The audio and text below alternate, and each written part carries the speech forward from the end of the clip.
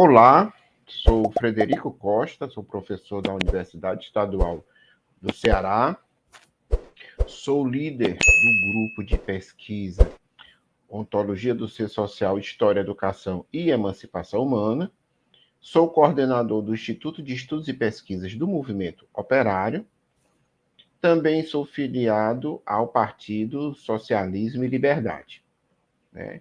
E tento ser marxista. A natureza desse vídeo é uma polêmica que surgiu não da nossa parte. Nós publicamos um cartaz, um card, dizendo: estamos com Lula por um governo dos produtores associados. E nas redes sociais apareceram algumas gargalhadas, comentários de que é um absurdo, de que estaríamos buscando um cardinho político. Bem, eu respondi propondo um debate sério. Também questionar, dizendo que não era um debate sério. Sinceramente, eu não sei a que correntes políticas esses setores estão associados. Quero dizer que o movimento operário popular, os movimentos sociais, têm suas divergências, isso é natural, né? Quem tentou sufocar as divergências do movimento dos trabalhadores foi o stalinismo. Então é muito salutar. Há correntes em nosso país que, por exemplo, não apoiam a candidatura do Lula. Há o PSTU, que lançou candidatura própria. Há o Partido Comunista Brasileiro, o PCB, que lançou candidatura própria. Se não me engano, a Unidade Popular pelo Socialismo também tem uma pré-candidatura. Há correntes do PSOL que são contra, certo? Inclusive a corrente do Plínio, né? Ou como a gente conhece carinhosamente, Plininho, rompeu com o PSOL pelo apoio ao Lula, ao companheiro também, o grande intelectual Nildo Ouriques, que também é contra. Bem, todos esses setores que eu citei são contra, mas tem uma fundamentação política, uma fundamentação programática, tem uma leitura do Brasil, uma leitura estratégica, né? Por que apoia, por que não apoia, né? Mas esse setor que questionou o cartaz, o card, pelo que eu saiba, a única coisa que eles defendem é uma tal de emancipação humana, certo? Que é uma banda. Depois eu vou dizer, vou fazer um vídeo específico, que é realmente a emancipação humana, como eu entendo, a relação entre emancipação humana e emancipação política, certo? Mas é uma coisa assim, interessante, né? Típico da crise de direção do movimento operário, né? Porque a pessoa vai, diz que é contra, acha graça, e não diz qual é a opinião, qual é a posição, né? E fala, não sei de onde, né? Não sei de que torre de marfim estão falando para ter essa certeza absoluta, né? Eu considero uma visão religiosa, laica, né? Uma religiosidade laica. Mas eu só quero esclarecer rapidamente, né? Não vou nem falar da história do movimento operário, vou falar de Marx, né? Marx vai falar de emancipação humana, de emancipação política, vai escrever com Engels a ideologia alemã e vai lançar o manifesto do Partido Comunista, que coloca a necessidade da revolução proletária, a necessidade do comunismo. Não vou ler, porque é rápido esse vídeo, vou depois explicitar bem direitinho, mas ele coloca aqui, ó, no manifesto do Partido Comunista, como é que ele deve intervir nos processos revolucionários. E uma coisa interessante, o Marx apoia, né, os comunistas apoiam a independência da Polônia, que é conduzida pelos setores aristocráticos, ou seja, fazem frente única com a aristocracia, né, contra a opressão da Polônia. Então, é uma coisa muito interessante, né? O Marx da emancipação humana, o Marx, né? E é claro que, depois eu vou dizer por que o Marx faz tudo isso. Também, quando foram intervir na Revolução Alemã, tem esse textozinho também aqui, Lutas de Classe na Alemanha, eles vão ter um programa, Reivindicações do Partido Comunista da Alemanha. certo? E eles vão propor, 30 de março de 1848, toda a Alemanha será declarada uma república única e indivisível, né? Defende a república, né? Defende a emancipação política. Também um outro momento muito importante que foi, né? Temos 2 livros muito interessantes, 2 coletâneas, né? Sobre a Guerra Civil Americana, que são textos pouco estudados no Brasil, certo? Mas temos aqui essa edição, deixa eu colocar mais aqui, escritos sobre a Guerra Civil Americana, né? Muito interessante. E temos também o último lançamento da Boitempo, a Guerra Civil dos Estados Unidos, certo? No qual Marx e Engels, né, vão se posicionar claramente a favor do norte industrial, capitalista, na guerra contra os senhores de escravos do sul dos Estados Unidos. Né? Vão se colocar isso, né? Vocês não vão colocar imediatamente, se fosse para uma posição para a emancipação humana, seriam os 2 lados são baseados na exploração. Uma dos negros, outra dos trabalhadores assalariados. Mas colocaram essa posição. Ok?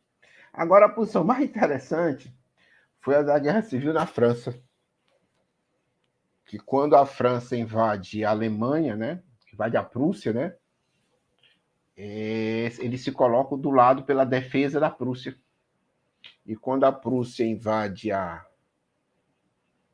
França, certo? Na guerra entre a França e a Prússia, né? Que vai ter como resultado a Constituição da Alemanha moderna, eles se colocam pela defesa da França, né? Inclusive o Engels se dispõe faz um plano militar para ajudar os franceses a combater os alemães, certo? E vai ter como resultado a Comuna de Paris, que o próprio Marx vai dizer nesse texto aqui, certo? Que é uma forma política de dominação do proletariado, certo? E por último, aqui nesse texto aqui do Marcelo Musto, né, o velho Marx, uma das últimas atividades políticas do Marx foi por contribuir para o programa, certo? Vamos dizer assim, do partido, tem um nomezinho aqui, certo? É um nomezinho grande que eu esqueço, mas está aqui, né? Federação do Partido dos Trabalhadores Socialistas da França. Né? E o programa foi escrito e apoiado, né? Programa eleitoral dos trabalhadores socialistas. Jules Guedes, Paul Lafargue e Karl Marx. Né? Então, nesse programa aqui, para os que acham reformismo, né, era interessante ler isso. Mas o que é que acontece? Eu acho que todos têm o direito de manifestar suas ideias e tudo. Agora, eu entendo que se você é contra uma posição, você tem que afirmar por que é contra. Não é? Então, a pergunta que eu faço nesse vídeo é possível apoiar o Lula por um governo dos produtores associados? Sim, sim, sim e sim.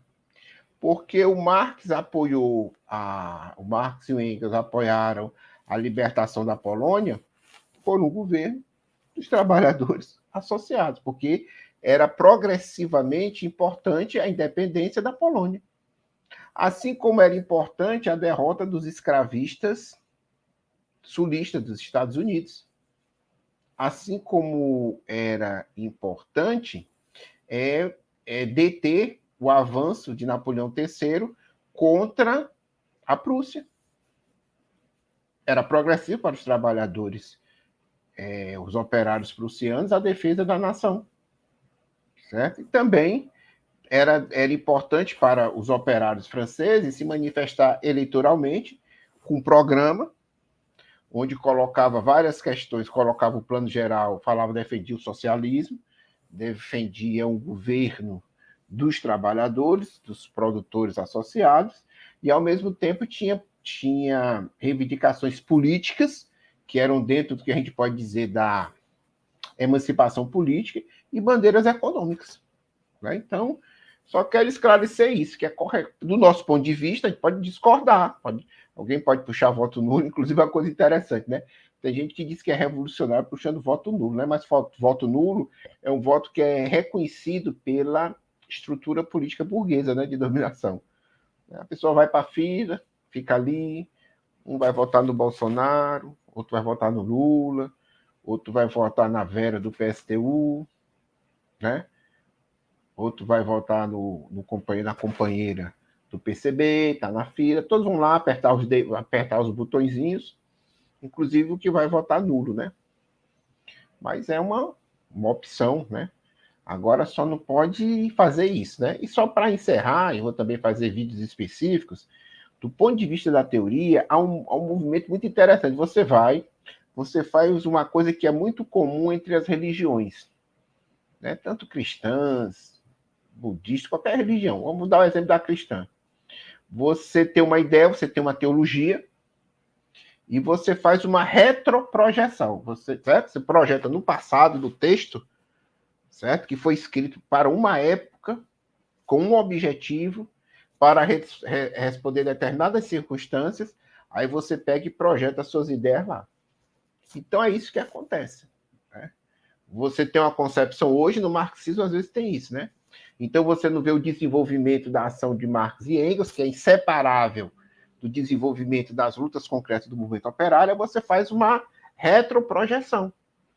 Você projeta que o Marx defende abstratamente uma emancipação humana, fora da luta de classes, fora dos embates concretos, você se abstrai, você não leva em consideração uma luta, certo? A participação efetiva deles, de como é que eles, no concreto, defendem isso, defendem a emancipação humana no concreto, que a emancipação humana ou a revolução proletária, que é um dos momentos, exige a auto-organização dos trabalhadores, ou pelos sindicatos, cooperativas, partidos políticos.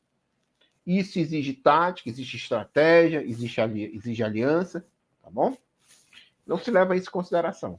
Né? Agora, é claro, né, e aí eu vou citar o Lênin aqui, o Lênin é muito contundente quando ele vai analisar essas posições, né? Porque ele se a gente pegar a obra do Lênin, ele analisa a correlação de forças, as classes sociais, os partidos que representam interesses das classes sociais, né? E vai para os seus fundamentos. Né? Então, geralmente, quem faz esse movimento abstrato de retroprojeção tem uma base social, que é uma base social que não é proletária, entendeu? Que é uma base social, às vezes, muitas vezes, vinculada a superestruturas universitárias, acadêmicas, né?